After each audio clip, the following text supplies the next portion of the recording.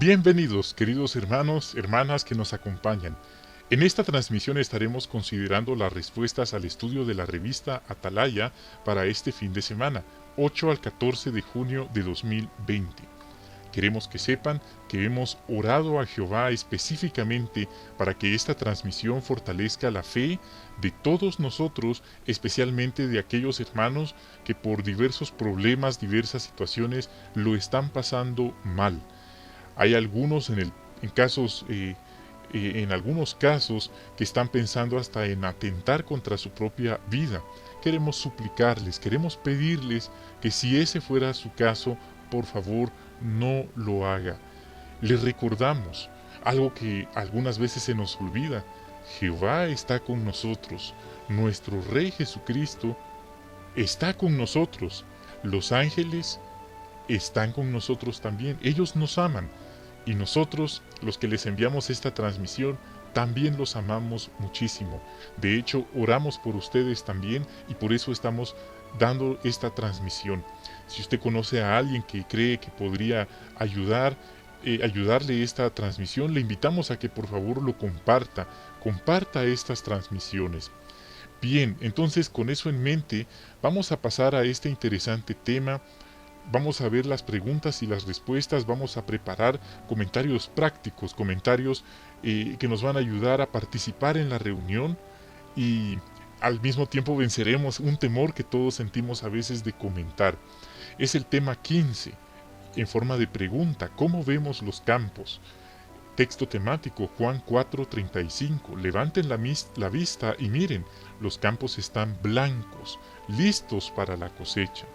La nota dice: lo que pensamos de las personas de nuestro territorio influirá en nuestra manera de predicar y enseñar. Este artículo analiza cómo veían Jesús y el apóstol Pablo a quienes los escuchaban. También muestra cómo podemos seguir su ejemplo al tomar en cuenta lo que creen las personas y lo que les interesa y al verlas como futuros discípulos. Entonces todos en algún momento a veces sentimos en cuanto a la predicación: ese territorio otra vez, no quiero ir a ese territorio, la gente no escucha, o esa casa, o ese amo de casa, no quiero ir ahí otra vez. Todos en algún momento hemos sentido eso, pero este artículo nos va a ayudar a, a ver algunos recordatorios para ser positivos en cuanto a la predicación, a renovar nuestros aires para la predicación, nuestra visión de la predicación. Entonces, vamos a entrar de lleno, párrafos 1 y 2. Dice: al parecer, ¿por qué dijo Jesús las palabras que leemos en Juan 4, 35 y 36? Leeremos el texto, pide que lo leamos. Dice: ¿no dicen ustedes que todavía faltan 4 meses para la cosecha? Pues fíjense en lo que les digo, levanten la vista y miren, los campos están blancos, listos para la cosecha. Ya el cosechador está recibiendo su paga y recogiendo su fruto para vida eterna. Así, el sembrador y el cosechador pueden alegrarse juntos. ¿Por qué dijo Jesús estas palabras? Bueno, en ese momento Jesús iba caminando con ellos, con sus discípulos, por varios campos, probablemente de cebada, y usó este ejemplo literal frente a ellos para referirse a una cosecha espiritual.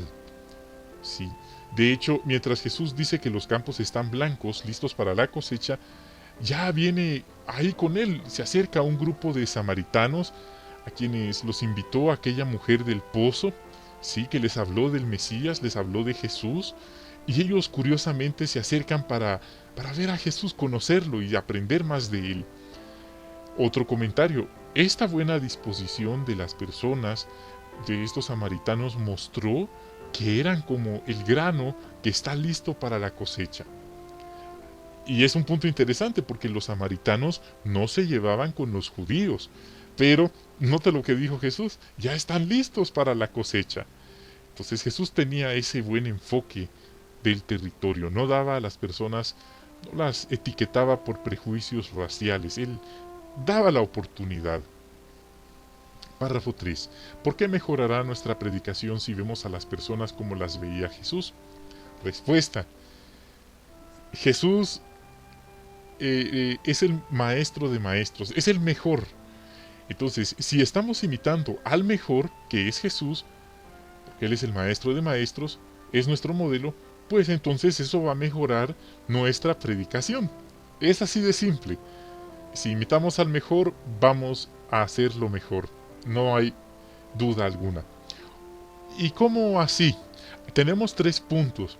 No es para dar en un solo comentario. Notan aquí que hay 4 puntos, son 4 comentarios. No los tiene que dar en un solo comentario, sino alguien puede dar uno, alguien no puede dar el otro, pero son varios puntos.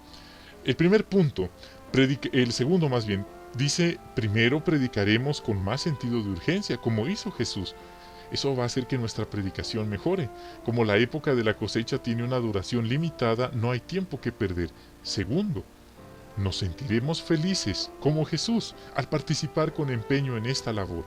La Biblia dice: la gente se alegra en el tiempo de la cosecha. Y ese entusiasmo, esa alegría, será contagiosa a nuestros hermanos, a nuestro compañero de predicación y a las personas también. Tercero, veremos a cada persona como un futuro discípulo, así que adaptaremos nuestra presentación al tema que le interese, así como hizo Jesús. Notamos entonces cómo va a mejorar nuestra predicación si hacemos como hizo Jesús. Ahí está la imagen, ¿sí? Vemos allí, a la par del pozo donde habló con la samaritana, está Jesús, y quizás hay algunos campos por allí, y vemos que ahí está Jesús haciéndoles la pregunta que ya leímos en el texto. Y dice el epígrafe: ¿qué deberíamos hacer si vemos que nuestros campos están listos o blancos para la cosecha? Pues cosecharlos, eso es lo que debemos hacer, actuar, no quedarnos de espectadores. Párrafo 4. ¿Qué aprenderemos del apóstol Pablo en este artículo? Respuesta: aprenderemos 3 cosas. Primero, conocía un poco, ¿sí? Él conocía un poco las creencias de quienes lo escuchaban. Segundo, comprendía lo que les interesaba. Tercero, Pablo los veía como futuros discípulos de Jesús. Eso aprenderemos de Pablo. Pasemos entonces, en base a esto, al primer subtema: ¿qué creen las personas? 5. ¿Por qué podía entender Pablo a quienes lo escuchaban en la sinagoga? Respuesta: aquí hay 2 comentarios. Primero, porque Pablo se había criado como un judío, según leemos en Hechos 26, 4 y 5. ¿Sí? Él no era griego, él no era de Samaria, ni mucho menos. ¿Sí? Él era judío. Y allí se identifica hasta la tribu de la que él venía. ¿Sí? Bueno, entonces allí está. Y esta crianza que Pablo había tenido como judío le ayudaba a tener un terreno en común con los judíos, y por eso podía predicarles con confianza, ¿verdad? Entonces, por eso era que él entendía a los judíos, eran de su misma tribu, eran de su misma religión, los conocía muy bien. Él entendía cómo pensaban, cómo sentían, ¿sí? Y allí él dice en Filipenses 3, 4 y 5: fui circuncidado al 8º día, de la nación de Israel, tribu de Benjamín, hebreo de padres hebreos, fariseo también, en cuanto a la ley. Entonces esto le abría a él el campo para predicarle a los judíos. Otro comentario: según leemos en estos textos que ya mencioné, el apóstol Pablo se destacó entre sus contemporáneos como fariseo. Él no era el típico judío hogareño, él estaba muy activo en los asuntos de su religión, de su puesto como fariseo. Él era alguien muy activo, sí, era líder, y él tenía también una carrera prometedora en aquel entorno. Bueno, era un punto importante. Ahora veamos el 6. Quiero que sepan, hermanos, que los comentarios están ahí para leerse, ¿verdad? Lo que yo estoy haciendo es mencionando el comentario y explicándolo para darle sentido, porque si no fuera necesario darle sentido ni explicarlo, bastaría con solamente dejarlo por escrito, pero es mejor, como hacía Esdras, darle entendimiento a esta lectura, a estos comentarios. A veces uno lee y no entiende, pero aquí nos estamos ayudando, en dándole entendimiento a estos comentarios. Párrafo 6. ¿Cuál era la diferencia entre quienes escucharon a Pablo en la sinagoga y los que estaban en el mercado de Atenas? Notemos esto que es muy interesante. La diferencia era la nacionalidad. Los de la sinagoga, como vimos, eran judíos. Eran creyentes en la fe en Jehová, en la Torá, en las escrituras, en la ley ceremonial, en la ley de los 10 mandamientos, la ley de Moisés. No había ningún problema. Pero, qué diferentes eran los de Atenas. Ellos eran gentiles, es decir, de otra nación, eran no israelitas. Algunos eran ateos, otros eran agnósticos, otros eran politeístas, otros eran filósofos, eran escépticos, todo lo contrario de los judíos. Otro comentario, tal era la diferencia de los atenienses y los judíos al mensaje de Pablo. Dice que los de Atenas dijeron que era algo extraño, este mensaje suena extraño, es algo nuevo, no, no, se les hizo muy raro escuchar a alguien hablarles del cristianismo. Párrafo 7. Y vamos a leer lo que dice el texto que nos pide que lo leamos. Hechos 17, 22 y 23. Entonces Pablo se puso de pie en medio del Areópago y dijo: hombres de Atenas, veo que en todas las cosas ustedes parecen ser más devotos de los dioses que otros. Por ejemplo, mientras caminaba y observaba atentamente sus objetos sagrados, incluso encontré un altar que tenía la siguiente inscripción: a un Dios desconocido. Pues yo les estoy hablando de aquel a quien ustedes adoran sin conocerlo. Párrafo 7. Según este texto, ¿cómo adaptó Pablo su forma de predicar? Bueno, vemos aquí que Pablo no les habló de la ley de Moisés, no les habló del Cristo directamente, no les habló del rescate, tuvo que hablarles de otro tema. Sí, él fue muy flexible y fue adaptable. Probablemente, y lo subrayo, Pablo se preguntó: ¿qué creen estos habitantes de Atenas? ¿En qué creen? Después Pablo observó, y está subrayado también, con cuidado a su alrededor, y se fijó en las costumbres, en las imágenes que ellos tenían. Luego dice que buscó, y lo subrayo nuevamente, un terreno común entre lo que creían los de Atenas y lo que Pablo creía que era la verdad de las Escrituras. Otro comentario. Y aquí vemos la adaptación de Pablo. Él le dijo a las personas de Atenas que su mensaje venía del Dios desconocido al que ellos intentaban adorar. Él no blasfemó realmente. Él simplemente aprovechó ese terreno en común para predicarles, para darles testimonio. Párrafo 8, parte A. ¿Qué nos puede ayudar a saber lo que creen las personas del territorio? Bueno, aquí tenemos dos comentarios. Uno, ser observadores, tal como lo hizo Pablo. Pero no es que seamos entrometidos, simplemente observadores, que analicemos.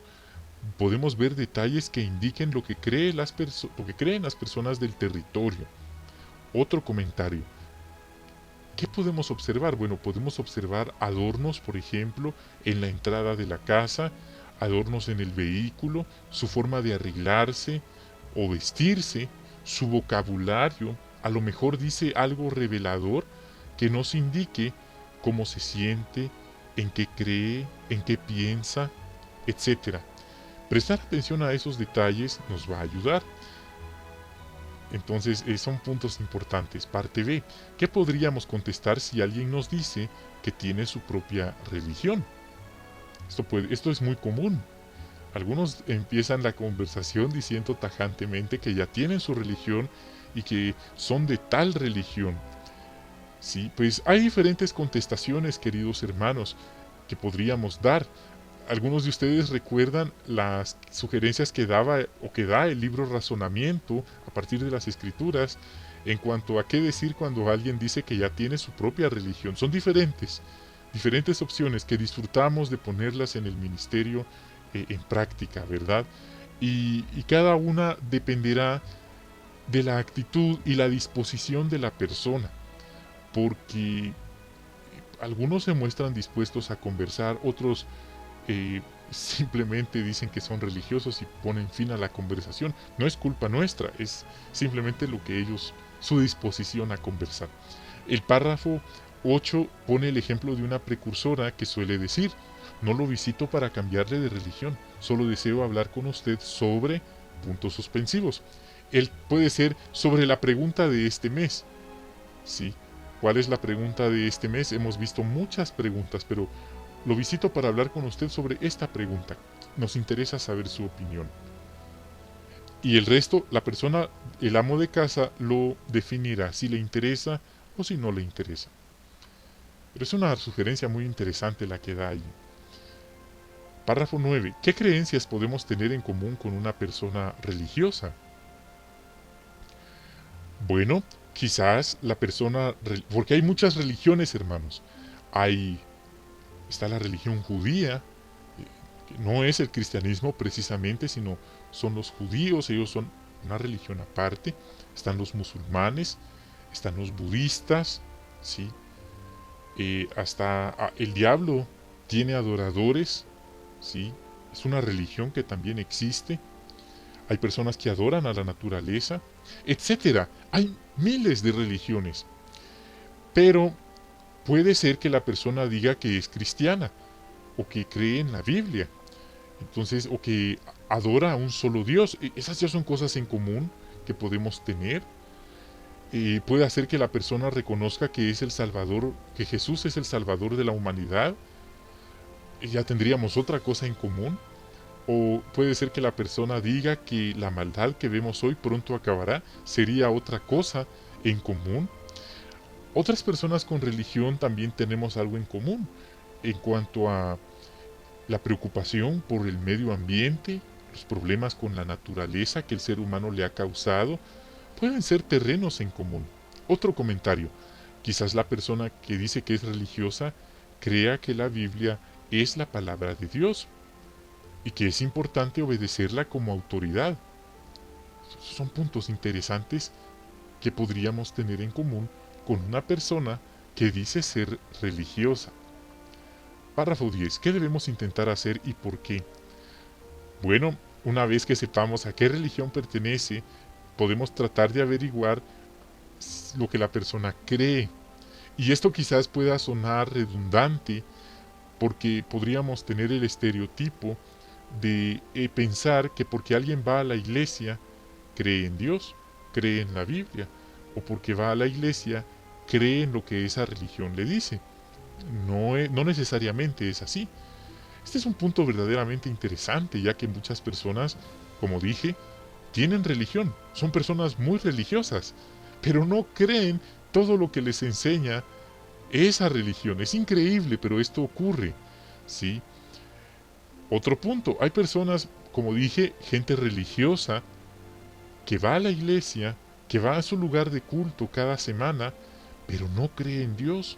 Imagínese, qué impresionante afirmación. Pero así es. Entonces no estamos redundando. Hay gente que va a la iglesia pero no cree en Dios. Son cosas que suelen ocurrir. Depende también del país donde vivimos. En los países latinoamericanos por lo general la gente cree en Dios. En otros países como europeos, de Oriente Medio, los diferentes continentes, hay muchas personas materialistas que no son dadas a creer en Dios o a los asuntos espirituales o religiosos. Hay otras personas que van a la iglesia y creen en la Trinidad, pero no creen que son tres en uno, sino que aparte cada uno. Es como repito, son muchas cosas que podríamos intentar averiguar qué es lo que creen. Entonces, puede ser que la persona diga, bueno, yo asisto a tal iglesia. No la vamos a felicitar por asistir a la iglesia, pero sí podemos decirle que nos alegra encontrar a alguien que le interesen las cosas de Dios, que le interesen las cosas espirituales. Eso es un terreno en común.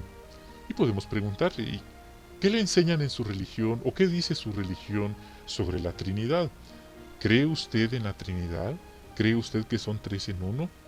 ¿O cree usted que son uno y uno y uno, aparte cada uno? ¿Cree usted en la Biblia? ¿Cree que es una guía confiable para nuestros días? ¿O cree que es solo un libro antiguo? ¿Qué dicen en su religión de la Biblia? En fin, eso puede ayudar. Párrafo, bueno, ahí tenemos una imagen y pueden ver, eh, hay, hay 4 puertas. Sí. Sigamos el ejemplo del apóstol Pablo y seamos observadores, adaptemos nuestra presentación y veamos, dice, veamos a las personas como futuros discípulos. Ahí está un matrimonio que va de casa en casa y observa. Note, el hermano está observando. Observa la pared, observa las flores que están abajo, las flores que están colgadas, el diseño de la casa, ¿sí? Él observa, no pasa directamente a tocar, él observa. La casa está bien cuidada y adornada con flores, pero la siguiente vive una familia con niños. Se ve a alguien jugando con la nena. Hay una bicicleta afuera, sí, y bueno, luego a la par la puerta número 3, como si fuera un condominio, lleva, bueno, ahí vemos una casa que está descuidada por dentro y por fuera.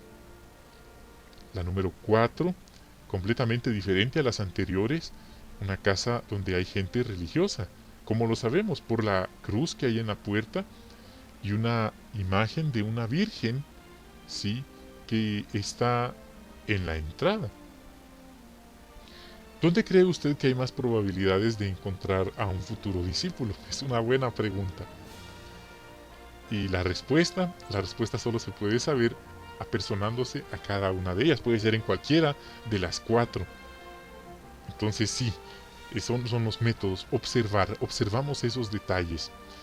Entonces aquí hemos visto qué cree la gente. Vimos que la gente es religiosa, pero no precisamente eso significa que cree en Dios, que cree en la Biblia. Sí, simplemente pueden ser religiosos.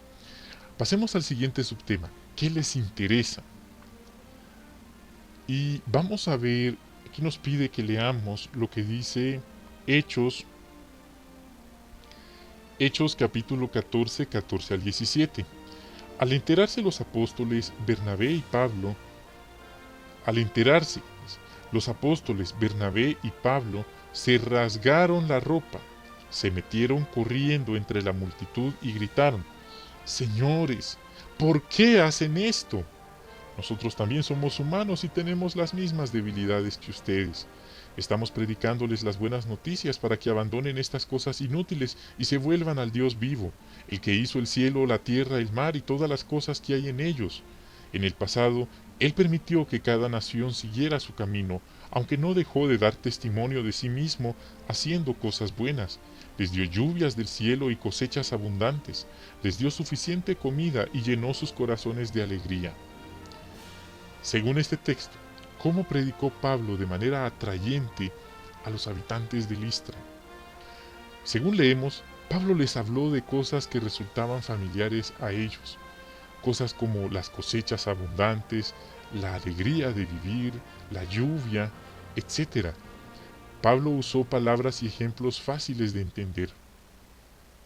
Otro punto, debido a que ellos sabían poco o nada de las escrituras, es decir, de la ley de Moisés, de la Torá, de Jesucristo, estas personas probablemente en Listra no sabían mayor cosa, tal vez no sabían nada, sí, de las creencias judías, de las creencias cristianas. Entonces Pablo tuvo que, por así decirlo, entrarles de esta forma, hablando, está buscando este terreno en común que era algo que les interesaba. Párrafo 12. ¿Qué podemos hacer para averiguar lo que le interesa a una persona y adaptar nuestra presentación?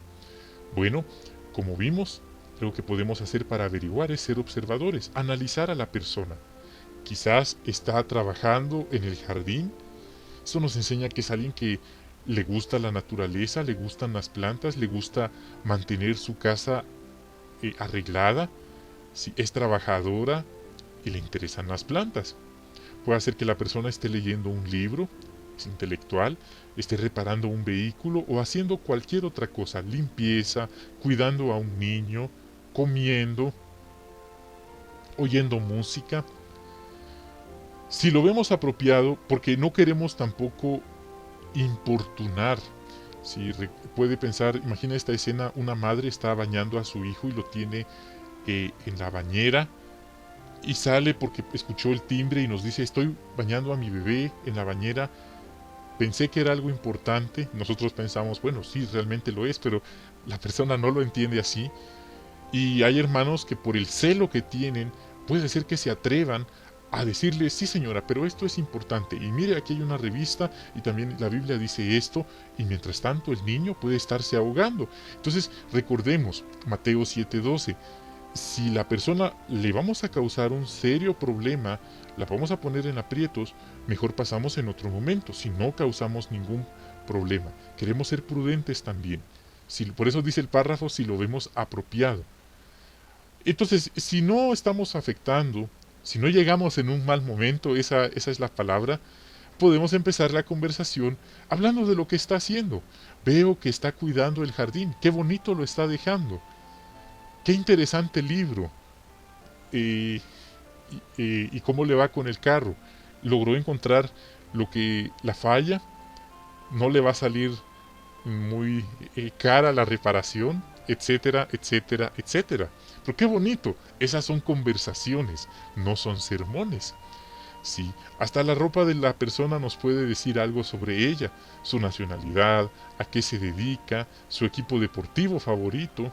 Sí, eh, vimos un video en la reunión entre semanas sobre ello, de las hermanas que estaban predicando, y estaba la señora cuidando el jardín, y la hermana directamente pasa a hablarle de la Biblia. Vengo a hablarle de la Biblia, y la señora pues le dice: no me interesa, estoy ocupada. Y en la segunda parte la hermana le dice: qué bonito jardín, ¿cómo le hace? Y eso abrió parte a una buena conversación. El párrafo da la experiencia de Gustavo, que el hermano iba predicando y vio al joven con la playera de un cantante. Y él pues aprovechó, en vez de hablar directamente de la Biblia, hablar sobre ese cantante, porque era lo que le gustaba, qué pensaba de su música. Tal vez le preguntó si había asistido a alguno de sus conciertos, etc. La idea, hermanos, es que la conversación fluya, ¿sí? En base a lo que le interesa a la persona y no lo que a nosotros nos interesa. Párrafo 13. ¿Cómo podemos ofrecer un curso bíblico de forma atrayente? Este es un punto interesante, hermanos. Basándonos en lo que leemos en Juan 4, 13 al 5, ¿sí? Allí está Jesús y le habla a la mujer del pozo y le dice: el que beba de esta agua va a tener sed otra vez, el que beba del agua que yo le voy a dar nunca más tendrá sed. Más bien esta persona se convertirá, esta agua se convertirá dentro de la persona en un manantial para dar vida eterna. Y la mujer le dice: dame de esa agua, Señor, para que no vuelva a tener sed, ni tenga que estar viniendo a este lugar a sacar agua. Hermanos, ¿cómo podemos hacer eso nosotros? Bueno, explicándole, comentándole a la persona los beneficios a corto y largo plazo de aceptar un curso bíblico. Sí. Las personas, estudio bíblico, curso bíblico, les suena como aburrido, tedioso, trabajoso, pero aquí Jesús no le dijo a la mujer: tienes que estudiar la Biblia, tienes que arrepentirte, tienes que ir a la sinagoga cada semana y tienes que ir a predicar y volverte una de mis discípulos. Él no se lo dijo así. Más bien Jesús le ofreció algo que nadie le había ofrecido antes, y que era llenarse interiormente. Jesús le ofreció que estas aguas espirituales iban a llenar a la mujer, iban a llenar sus necesidades afectivas, sus necesidades emocionales, sus necesidades espirituales. Tanto así que ibas a brotar vida eterna de ella. ¡Qué hermoso!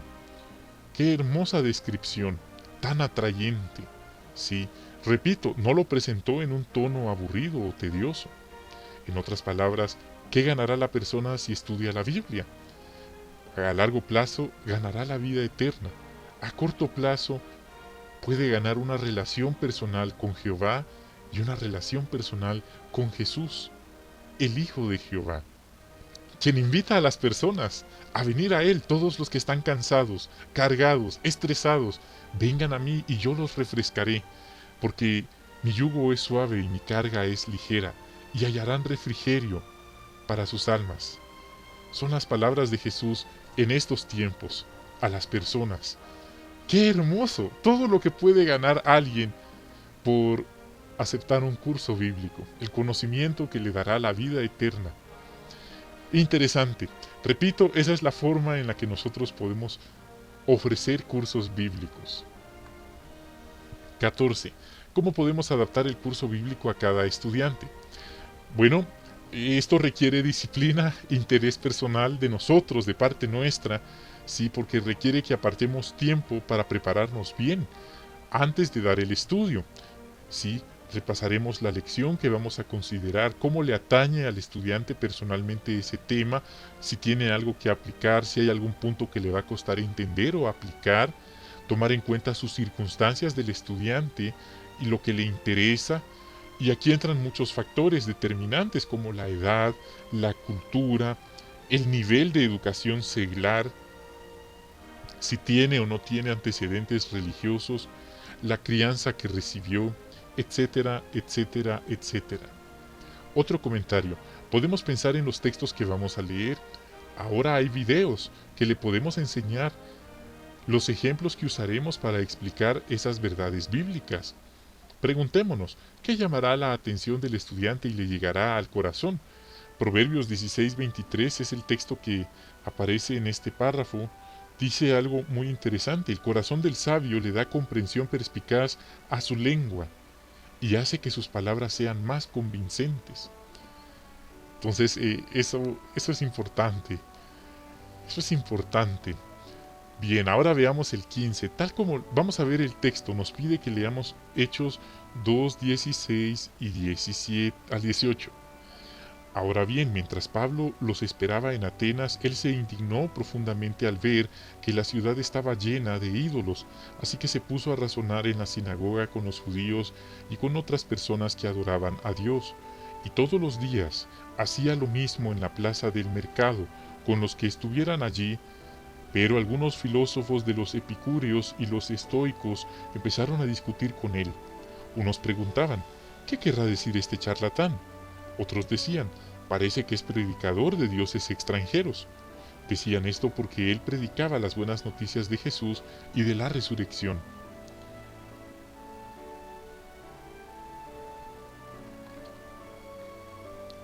Bien,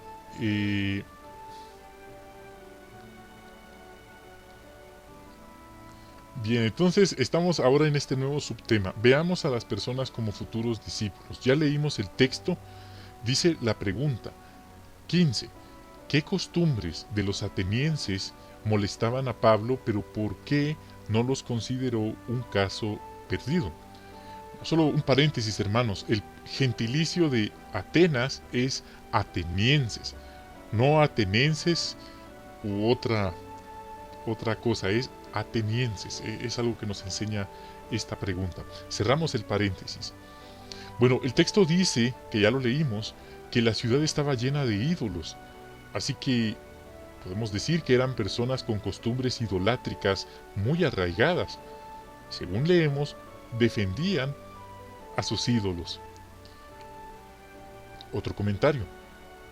Y aquí la contestación a la siguiente parte de la pregunta: ¿por qué Pablo no los consideró un caso perdido?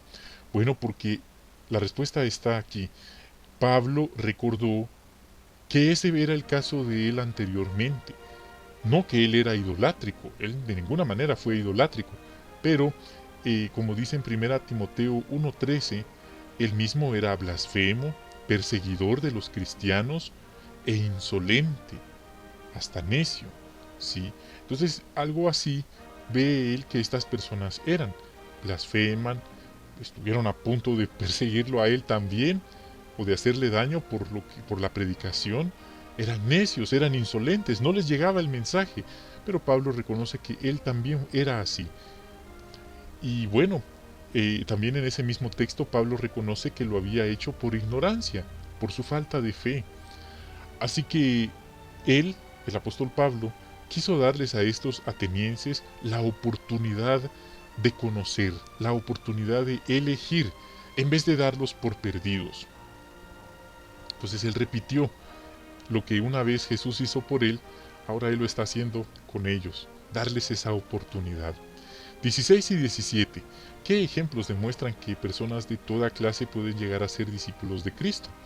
Bueno, en el registro bíblico, en la Biblia, encontramos ejemplos reales de personas de toda clase social, raza, nación, religión, por lo que estamos viendo, que llegaron a ser parte de la congregación cristiana. Repetimos, no fueron todas las personas, fueron pocos, pero sí muchas personas de todas las personas. Entonces, muchos escucharon el mensaje, pero no todos se convirtieron, fueron pocos. Y ya en conjunto fueron muchos. Otro comentario, en 1 Corintios 6, 9 y 10 vemos los antecedentes de muchos cristianos que, según entendemos en este momento, pues tenían esperanza celestial. Pero son cosas muy serias. Ahí describe a ladrones, adúlteros, fornicadores, borrachos, hasta personas con problemas como la homosexualidad incluso. Pero ahí dice Pablo, eso es lo que ustedes eran, pero ahora han sido lavados. Sí, han sido lavados por la palabra y por el Espíritu Santo de Jehová. Y en tiempos modernos también ocurre algo parecido a nivel mundial. Vemos que hermanos, hermanas con diferentes antecedentes, diferentes pasados, diferentes historias a quienes respetamos, también han entrado a la congregación, se han vuelto cristianos, discípulos de Jesús, testigos de Jehová. El párrafo menciona un ejemplo de una hermana Yuquina. Ella vio a una joven que a lo mejor intimidaba con su apariencia porque tenía muchos tatuajes. En algunos lugares es normal, en algunos otros es anormal. Pero la hermana no se reservó el darle testimonio, se acercó y le predicó. Y para su sorpresa la joven con el tiempo progresó y se bautizó y hoy es una hermana también. Interesante. Estos ejemplos nos enseñan mucho. 18. ¿Por qué no debemos juzgar a las personas? Bueno, en primer lugar aprendimos que Jesús no juzgaba a las personas. Si nosotros los juzgamos, podemos decir que vamos a fracasar en nuestro ministerio. En cambio, si somos positivos, les estaremos dando a las personas la oportunidad que Pablo les dio, de conocer, de escoger. Y quién sabe, quizás algunos, debido a los cambios de circunstancias, se conviertan en adoradores de Jehová y discípulos de Jesús. Otro comentario, no podemos leer los corazones. Esa es una ventaja de nuestro Rey Jesús. Él podía leer los corazones de las personas. Y eso es una razón más para que nosotros luchemos contra la tendencia a juzgar a una persona o a un territorio. Lo cierto es que sí podemos ser observadores. Y al ser observadores, pues vamos a distinguir quiénes están más dispuestos y no tan dispuestos. Como dijo el hermano misionero del párrafo 18, al final, él a veces creía que algunos sí iban a progresar y otros no iban a progresar y ocurría lo contrario. Entonces mejor dejamos que nos dirija el Espíritu de Jehová y pedirle a Jehová que bendiga y dirija a nuestros estudiantes de la Biblia. Es lo que podemos hacer. 19. Ya pronto terminamos. ¿Cómo debemos ver a las personas de nuestro territorio? Queremos verlas como Jehová y Jesús. Queremos tratar de comprender sus circunstancias y lo que les interesa, y no verlas como desconocidos, sino como nuestros futuros hermanos. A continuación, las preguntas de repaso. ¿Cómo podemos imitar a Pablo de la siguiente manera? Adaptar nuestro mensaje a lo que creen las personas. Bueno, esto lo hacemos cuando somos observadores en cuanto a las creencias de la persona, su vestuario, su vivienda, los adornos, etcétera, etcétera. Esto será esclarecedor, pues nos revelará lo que la persona de verdad cree, o indicios. Y no es lo mismo, y esto es importante saberlo porque no es lo mismo, como nos enseñó el ejemplo de Pablo, no es lo mismo predicarle a un ateo que a alguien que dice ser cristiano. No es lo mismo predicarle a un agnóstico que a un escéptico. Esas definiciones están en el diccionario, pueden revisarlas. Sí, son aparentemente contradictorias, pero hay personas así. A la vez, pues nosotros nos volveremos más adaptables o más versátiles en nuestra forma de predicar, en nuestros métodos, como hizo el apóstol Pablo. ¿Cómo podemos imitar a Pablo? De la siguiente manera: al hablarle a las personas de temas que les interesen. Podemos pensar en temas de interés para hombres, para mujeres, para jóvenes, para personas religiosas, para personas ateas, para personas que son de otra religión. Como vimos, hay budistas, hay islamistas, etcétera, etcétera. Hay personas decepcionadas por la religión. Hay personas que acaban de perder a un ser querido. Hay personas que están sufriendo por la situación mundial. ¿Qué podríamos decirles para animarlos? Ahí podemos buscar, ¿verdad? También, si las personas no ven interesante el mensaje que les presentamos, seguro que pondrán fin a la conversación y quizás no les interese en el futuro más conversaciones. Tercero, ¿cómo podemos imitar a Pablo al ver a quienes predicamos como futuros discípulos? Bueno, con este estudio, hermanos, como conclusión, queremos ir al territorio local donde servimos con aires renovados. A veces, como dije al principio, hacemos comentarios o lo pensamos: ese territorio otra vez, mejor me voy a hacer otra cosa, pero no quiero ir a ese territorio, no quiero ir a esa casa, no quiero ver a esa persona porque reacciona mal siempre.